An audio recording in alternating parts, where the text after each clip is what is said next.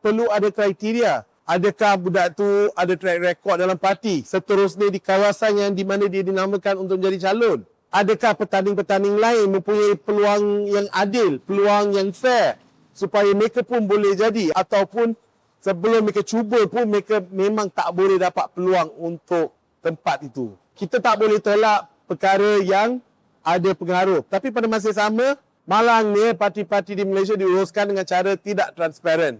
Itu faktanya. Tidak perlu kita tanya Ashraf ataupun Fuzia Sarif di PKR. Tarikh, cara, kriteria, panel yang menentukan kelayakan untuk bersaing, semua di game awal.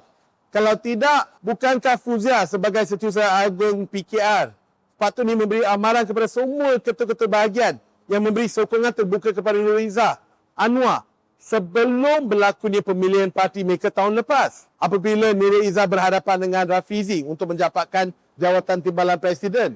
Tapi dia tidak. Sebab bergantung siapalah calon tu kan. Ada berpuluh kalau tidak beratus cerita di UMNO, PKR dan DAP. Cara dan protokol diubah untuk sesuaikan, untuk memastikan mereka yang patut sentiasa dapat.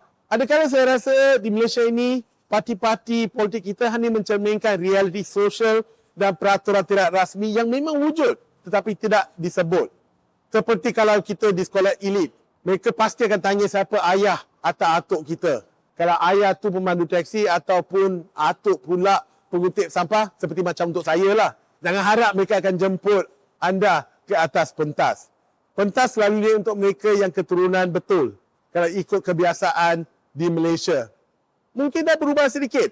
Tetapi mereka yang jaga gate, mereka yang nak pastikan cara lama tetap, mereka selalunya memperlahankan perubahan.